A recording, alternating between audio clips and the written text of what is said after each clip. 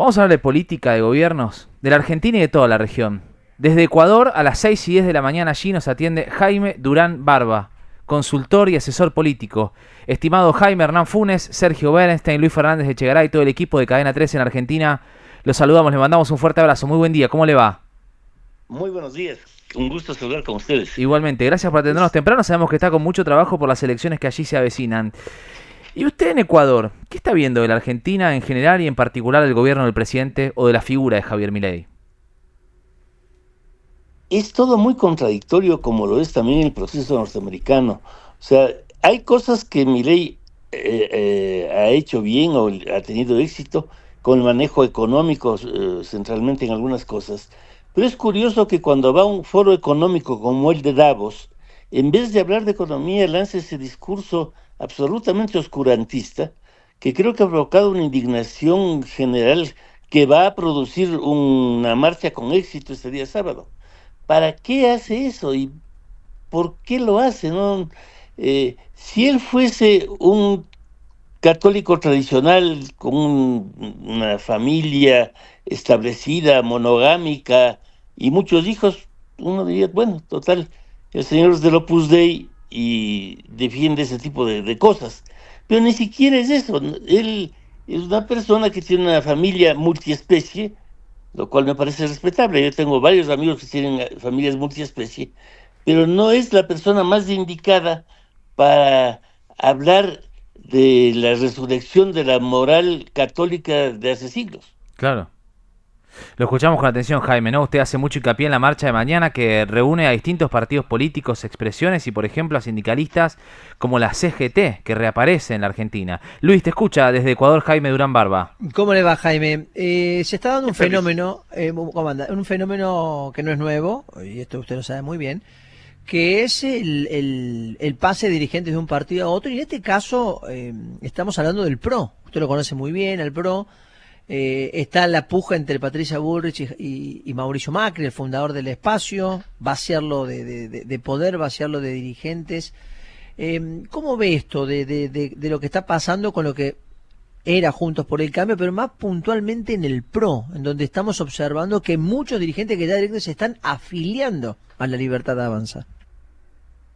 Mira, a mí me da mucha pena. En el año 2004, terminando el 2004, empezando el 2005, estuve entre quienes ayudaron a la formación del partido con el liderazgo de Mauricio.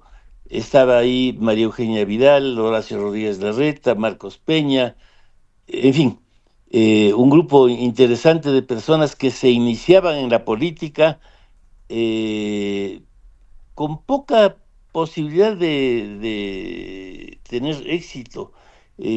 Recuerdo que cuando entramos a la elección del año 2005 para la Diputación, Mauricio entró tercero lejos, superado por la doctora Carrió y por Bielsa.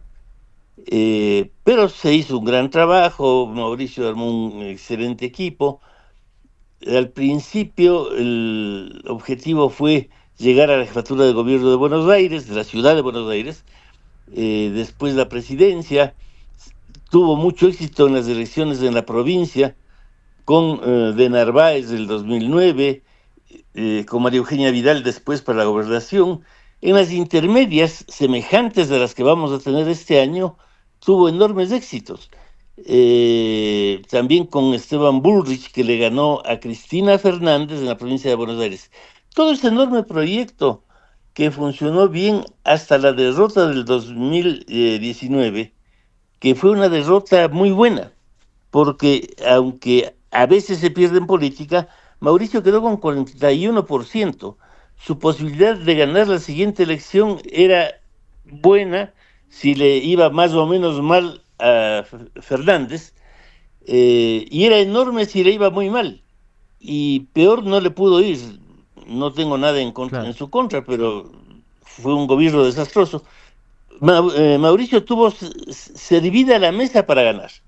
De todo eso hubo una conducción equivocada, hubo un menosprecio al proyecto de mi ley, cosa que anticipé incluso en mi columna de perfil hace casi 2 años, diciendo este señor tiene posibilidades de Claro. ganar. Yo recuerdo, Jaime, que usted nos dijo en 2023 que la Libertad Avanza o Milei le habían arrebatado al PRO la bandera del cambio. ¿Ahora definitivamente se lo está devorando? Sin duda, les devoraron la bandera del cambio. Eh, Milei es un Macri punto dos. Macri fue disruptivo, hizo una serie de cosas que al Círculo Rojo le enojaban y cumplía con algo que yo he defendido siempre. El mejor candidato es el que menos le gusta a mi abuelita. Si mi abuelita está furiosa, ese debe estar haciendo bien las cosas. Simbólicamente mi abuelita se enfureció con el salto del bache, con los globitos, con una serie de cosas que hacía Macri que alteraban el orden de los antiguos. Incluso tuvimos un equipo que formamos en el 2005, dirigidos por dos militantes que eran Pato y Gato, que tenía esa función, reunir a personas que no tengan que ver con la política y que sean totalmente disruptivas para sugerir cosas para la campaña. De las 10 cosas que sugerían, 8 eran totales locuras y 2 eran aceptables. Pero intencionalmente buscábamos cosas que estén no solamente fuera de la lógica política, sino de la lógica normal. Ese fue el Macri que no paró de ganar elecciones. Entre el 2005 y el 2019 ganó en la provincia, en la ciudad, etcétera. Bien, Jaime De está... pronto tuvo Sí. este giro y le ha ido muy mal, no supo acercarse a la Libertad Avanza y yo creo que desgraciadamente, y me da a mí mucha pena, el PRO está siendo devorado inevitablemente. Toda una definición. Jaime, lo va a saludar Sergio Benestein, por favor. Abrazo grande, Jaime, un gusto. Qué gusto, Sergio, ¿cómo estás? Bien, muy bien, un placer siempre charlar contigo. Jaime, ¿cuál Igual, es el papel o la importancia relativa que tiene hoy la gestión de gobierno en mantener, en sostener la popularidad de los dirigentes? ¿Hasta qué punto Javier Milei puede seguir, por ejemplo, bueno, con esta especie de inclinación hacia la batalla cultural, esta guerra contra lo que él llama el wokismo o el progresismo global, en la medida en que la gente está satisfecha, por ejemplo, ¿no? Con la estabilización parcial de la economía, la baja relativa de la inflación, ¿cuánto crédito le da para seguir cometiendo esta clase de errores? ayuda, pero no mucho. La verdad objetiva es que Argentina no es el peor país de América Latina, el más pobre, ni tampoco está en su peor momento de la historia. Argentina tiene problemas, evidentemente. Hubo excesos enormes en el gobierno de Fernández, de los Fernández, diría yo, que reclamaban un cambio, pero la situación es más complicada que eso. No es solo economía. Los seres humanos somos algo más complejo. Yo, cuando estudiaba en la Fundación Bariloche hace 50 años, leí este libro acerca de la mentalidad autoritaria, que dice que si tú tienes ciertos rasgos, antisemitismo, homofobia, misoginia, vas a terminar desarrollando una mentalidad autoritaria, una ideología autoritaria. Es un libro de Adorno enorme que nos hizo estudiar Manuel Mora y Araujo, que fue mi profesor en ese entonces. Y es así. O sea, no es posible que un dirigente moderno tenga esos grados de falta de permisividad frente a las minorías. Yo estuve siempre vinculado también a Estados Unidos y ahí la lucha por los derechos civiles contra el racismo fue algo muy importante. Claro. Si eres racista, vas a terminar chocando sobre todo con la porción de la población que es más importante para Milei, que son los jóvenes. Él ha sido un candidato de los jóvenes, cosa que nunca logró el PRO, pero él lo logró, es un candidato de los jóvenes. Y los jóvenes masivamente tienen estos valores. Entonces, a mí me parece muy peligroso. Creo que metió la pata mal con el discurso de Davos. Jaime, hay un reclamo en toda la región por más seguridad y esto a veces lleva a ciertos gestos muy fuertes, muy duros. Tenemos líderes que se han vuelto populares, como el caso de Bukele, más allá de El Salvador. Eh, Más allá de lo económico, ¿qué papel le asignás a la cuestión de la seguridad? Siempre en el caso del PRO fue, bueno, uno de los pilares, ¿no?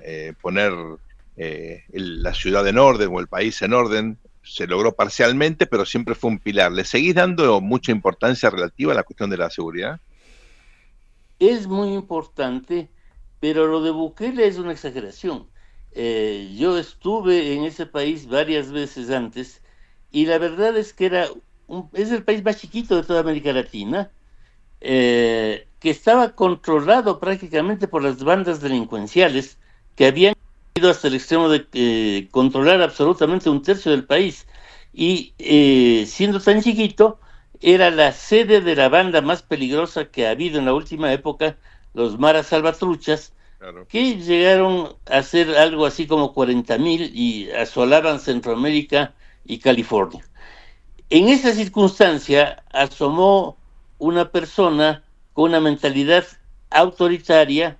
Él es hijo del imán de los chiitas en El Salvador, y instauró este régimen que viola todos los derechos humanos y se hizo muy popular porque la situación era demasiado angustiosa. En el resto de América Latina hay el problema de seguridad, sin duda. Creo que algunos valores que tenemos quienes nos formamos en la década del 70 impedían que hagamos cosas como reprimir de manera estricta a los piqueteros de la ciudad de Buenos Aires. Claro. Este fue un problema terrible el de los piqueteros, porque paraban toda la ciudad, lo hacían todos los días. Era el único país del mundo en que los canales de televisión al empezar el día decían: a las 10 de la mañana no hay cómo ir a tal lado, a las 11 a tal lado, porque los piqueteros eran dueños de Buenos Aires. Y electoralmente era una porción ínfima de la población. Yo creo que en eso Patricia Bullrich tuvo un acierto cuando sacó a los piquetes de la ciudad, dejó de existir el polo obrero y toda esta cosa, lo que le ha posicionado a ella para cumplir con uno de sus sueños. Podría ser una buena candidata a la jefatura de gobierno. Pero está bien, hay que terminar con la delincuencia sin duda, pero los delincuentes, aunque suene a wokismo, también tienen derechos humanos. Hay que lograr algo de lo que ya no se habla, pero que cuando yo estudié Derecho se hablaba: el reeducar a los delincuentes, reinsertarles en la sociedad. De eso no se habla más y es una tarea que hay que también pensar. Jaime Durán Barba está en Ecuador. 2 o 3 preguntas, en principio breves, así hacemos un ping-pong. Digo, usted dice que Milei metió la pata mal. ¿Lo suficiente para modificar la consideración de los argentinos en este proceso electoral de medio término 2025? Digo, Milei aspira a tener su ola violeta, como tuvo Mauricio Macri su ola amarilla en 2017, en su segundo año de gobierno. Un acto solo no provoca una tempestad, pero Milei tiene un temperamento de no retroceder y es posible que siga insistiendo en esta dirección, y si lo hace va a tener un problema electoral. ¿Revitalizó la oposición? ¿Quién es la oposición en la Argentina? ¿Quiénes son las figuras de la oposición? Porque Cristina retomó la conducción del Partido Justicialista. ¿Es suficiente? Cristina es el principal apoyo de Milei. Yo tengo acceso a muchas encuestas en Argentina, y en agosto y septiembre hubo una caída importante de Milei, iba cayendo. ¿Cuándo resucita? Cuando se da la marcha de solidaridad con las universidades y aparece Cristina. ¿Quiénes estaban yendo? En general eran personas vinculadas al PRO y personas de mayor edad, que estaban cansados de Milei y de su espectáculo, vieron a Cristina y volvieron. Dijeron: no, con tal de que ella no vuelva, yo sigo respaldando al gobierno. Yo creo que además Cristina, cuando asumió la dirección del partido con su cuñada y con su hijo, demostró que no había ninguna renovación, era volver a lo de siempre. Ella va a ayudar a Milei si sigue muy activa en la política. No hay un reemplazo. Ha pasado en toda América Latina. La crisis de los antiguos partidos en México acabó con el PRI, el PAN y el PRD, acabó. En Ecuador con todos los partidos políticos. Es una crisis profunda que afecta a una generación. Caducó una generación de líderes y solamente quienes saben reinventarse, como lo hizo Lula en Brasil, pueden sobrevivir. ¿Observa dirigentes del interior de la Argentina con proyección? Gobernadores jóvenes o sub-50, por ejemplo, como Torres de Chubut, Puyaro en la provincia de Santa Fe, por allí anda Rogelio Frigerio en Entre Ríos. Es posible, pero si es que dejan de ser lo que fueron. Es imposible resucitar el PRO, imposible resucitar al Partido Radical. Estoy hablando de partidos en los que tengo bastantes amigos y a los que estimo mucho. Hay que reinventarse totalmente porque el mundo es otro. El mundo este de la inteligencia artificial que ha dado este gran salto con el último descubrimiento chino, de la computación cuántica con el último chip de Google, es un mundo en el cual la vieja discusión no tiene sentido.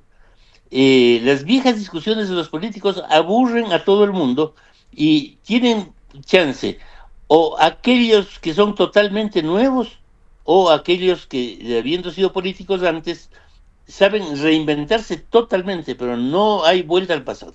¿Qué más, Sergio Bernstein con Jaime Durán Barba? Jaime, nos gustaría que nos des una visión de la elección en tu país, que es tan importante. El 9 de febrero se vota, el actual presidente busca su reelección, hay una candidata que responde a Rafael Correa. ¿Qué está pasando? ¿Puede ganar Noboa en primera vuelta? Mira, yo conozco muy bien a Noboa, fue alumno de nuestra universidad y fue alumno mío 2 años. Es un personaje peculiar. Él estudió primero administración pública en Kellogg's, después se graduó en Harvard en política y después en la George Washington como consultor político. Él es un consultor político profesional. Es una persona que se ha preparado para ser presidente haciendo todo lo que debía hacer académicamente. Es un individuo muy joven, ganó su anterior elección a los 36 años, es el presidente electo más joven de la historia ecuatoriana. No es ni de lejos parecido a Milei.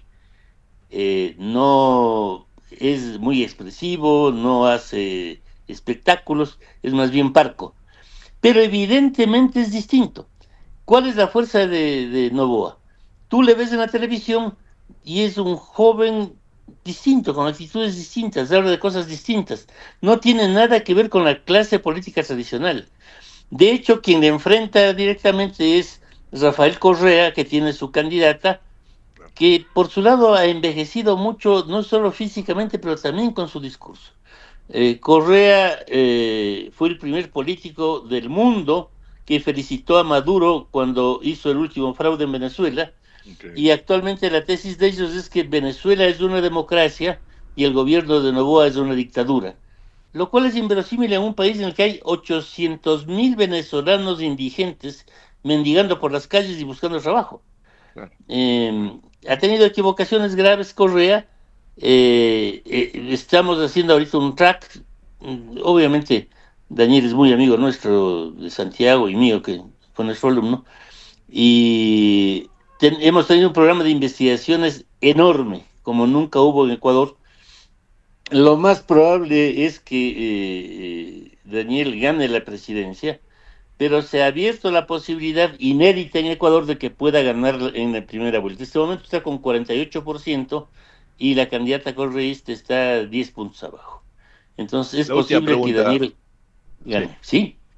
La última, Jaime, agradeciendo tu generosidad y tu claridad.